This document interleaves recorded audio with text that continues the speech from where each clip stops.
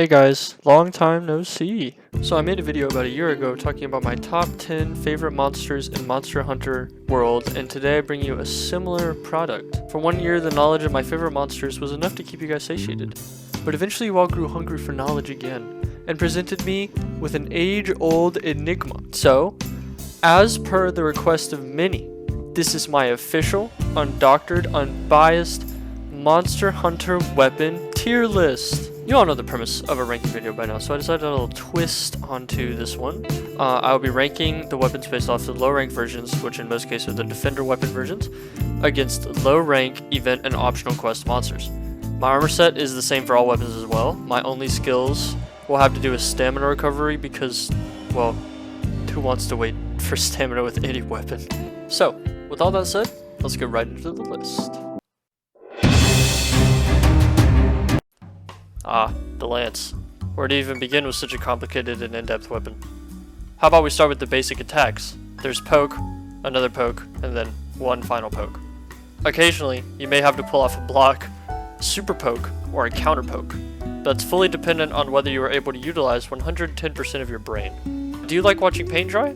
Well, you're in luck, because you'll be able to see the lifespan of 2 whole coats in the time that it takes you to get from one side of the arena to another with this weapon out. You genuinely move slower than a turtle with rocks glued to its feet trying to walk upstream. If you're a dad just logging on after an intense game of pool against your kids, you might find some enjoyment in this weapon. But other than that, I see no reason why it shouldn't be at the bottom of the list.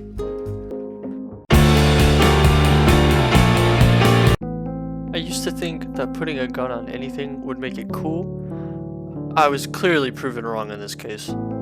The gun lance is just lance with extra steps, and by that I mean it replaces the block, super poke, and counter poke with shoot, big shoot, wyvern shoot, nibble poke, reload, slam, and spin. It's a few more moves, and the initial poke lunges you forward, so the movement isn't as bad as the traditional lance. That being said, it's still a lance. It may be a bit better than the original, but not by much. Both lances feel more like a chore to play than anything, and that's why it's number 11, and both lances are, at the bottom. The Wish version of the Chargeblade, sword and shield. You can use items with the weapon out, which is cool, but that's it. You can shield bash, which does 10 damage, but then why not just use the hammer if you like getting knockouts? You can also do a backstep leap into an aerial attack, but then the insect glaive is so much better. Every part of this weapon feels like just a free trial of another weapon, so if you enjoy that kind of thing, this weapon might be for you. Overall though, this weapon is nothing special, thus landing it at the number 10 spot. For all the mosquito lovers out there, this weapon is for you. Every hit from the dual blades is the equivalent of a bug bite, but like bug bites, enough of them can eventually do some damage. This weapon even accommodates for the angry middle schoolers with Demon Time, where you can go from a lot of hits in one combo to an obnoxious amount of hits in one combo. Going into Demon Time enough will put you in Arc Demon mode, which is just Demon Time without having to be in Demon Time. It doesn't eat your stamina, and you can pull off half-hearted Demon Time combos, which is cool I guess, but it's nothing new. I'm sure there are some crazy maneuvers you can pull off, but honestly I just don't care. If you're content on doing 10 damage at most a hit, then be my guest, but I'm personally not a fan. What better weapon to take the number 8 spot than the hammer? This old classic does exactly what you expect it to do, and exactly nothing more. It bonks things. In a way that's kind of cool. It absolutely destroys the monster's cranium, and that's all well and good, but it's nothing special. If you like the sword and shield bash, you'll probably like this weapon, but have fun being on knockout duty against monsters like an Arc-Tempered Rathalos. The hunting horn, making it surprisingly high on my list, is the gun lance version of hammer. You still mainly use it to bonk monsters' heads, but in the event that you miss or don't get a knockout, you have the excuse that you were too busy playing self-improvement. That's right, with the hunting horn your lackluster ability to hit the monster's very obvious head is rewarded, as every attack plays a note, which if played in the right order can provide both personal and team-wide buffs. It's not exhilarating gameplay, but it's a step up from the rest. Sometimes those buffs can save your team from a crushing defeat. A lot of the time though they're mediocre. Sometimes I won't even notice that I got a buff from my teammate. So, while more unique than those before it, it still has a good few flaws, therefore earning it a spot right in the middle. The Switch Axe is the multi-tool of Monster Hunter. You want an axe? It's got a form for that. How about a sword? Got a form for that one too. Even a chainsaw is part of the roster. What if I wanted either form to cause explosions? Covered on that front as well. The weapon offers a unique playstyle which revolves around the sole concept of charging your weapon. Starting in axe mode you charge the sword mode, then in sword mode you charge the explodey mode. After that you can do a big explodey, go off a bit, and then go back to square one.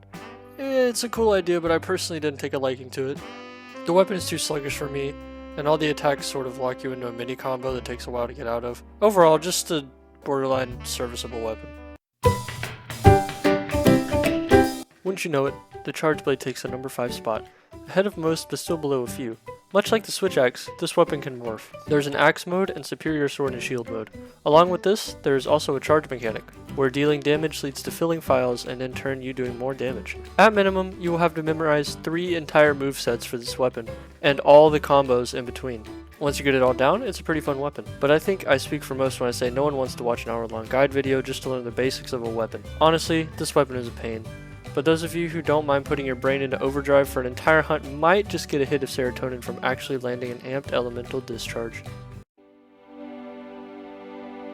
Hey guys, so you know that feeling when you had the footage for 2 whole weapons and then the footage is just gone and it's already 3 AM and you're leaving for vacation tomorrow, so you have to finish this video tonight because it's already past its due date, and tomorrow you won't have a chance to upload it for like the rest of the week because it's Christmas week.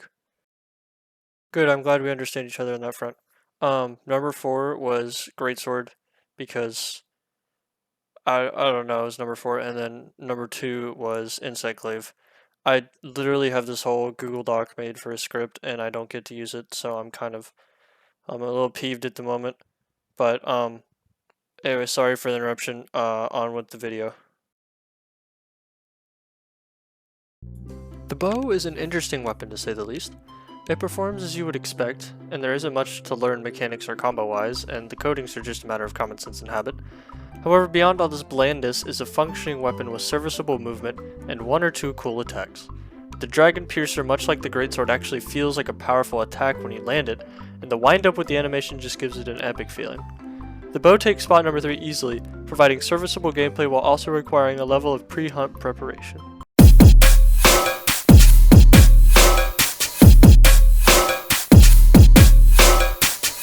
The top spot, the magnum opus, the best weapon in Monster Hunter, of course, is the longsword. Did you expect anything else? If you did, you're wrong. The longsword is objectively the best weapon to ever grace the Monster Hunter series. It has a counter, anime counter, damage, more damage, anime slash, and the coolest sound effects in the game. Anyone who denounces the longsword is lying to themselves. There's a reason it is the most popular weapon in the game, and that is because it is the ultimate culmination of cool and effective. Anyone who cries about how it's overrated can go have fun playing a song on their hunting horn, or attempt to explain to me how waiting 5 years for a single wyvern fire shot on gunlance is considered gameplay. If you want to complain about getting tripped, simply get out of the way.